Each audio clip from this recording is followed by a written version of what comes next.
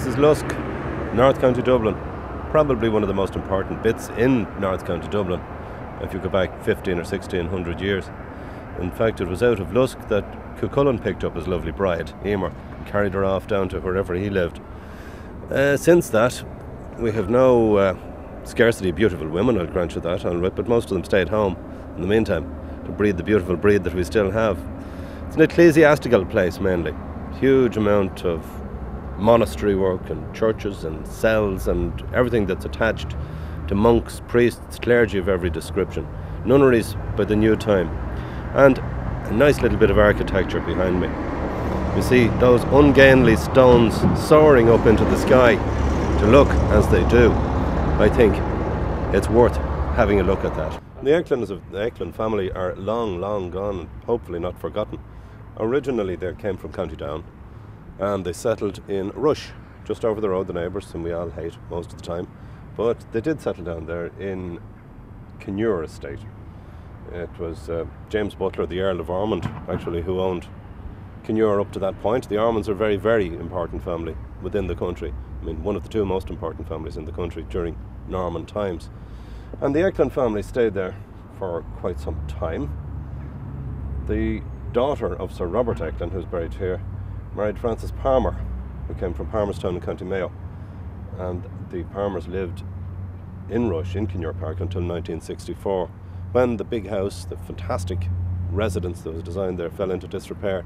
And eventually it was demolished apart from the portico, which is still over there. Very serious bit of architecture involved in that. But it just shows how families rise to great power and disappear, and very often little is left apart from a headstone or a tomb. Bear that in mind for the future. These are all new windows which have been replaced by the council, which are absolutely fabulous. You have St. McCullen, you have St. Patrick, and what's this one in the middle there, Jim?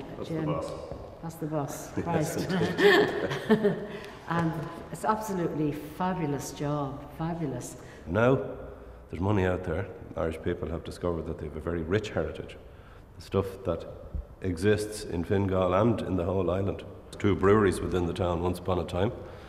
There was a nunnery which moved forward and back from here to Grace Dew over the road. The breweries being the important bit. The breweries obviously moved around with the nunneries, and I'm not saying one thing about nuns, but where you find a nunnery, you're going to find a brewery very close by. And in fact, the Reverend Mother of the abbey or nunnery was entitled to a sample of the first brew of every brew that was made. I'm sure things haven't changed. All in all, it looked like enormous amounts of building. All those stones, some of them I'd imagine are 70 or 80 kilos weight. And to get them off the ground with little enough equipment, block and tackle. But as I said, once upon a time, it looks so graceful to be made out of such ungainly material. And it's only now that people are looking for a past. Even every child demands to have a past, just the same as every senior citizen hopes to have a future.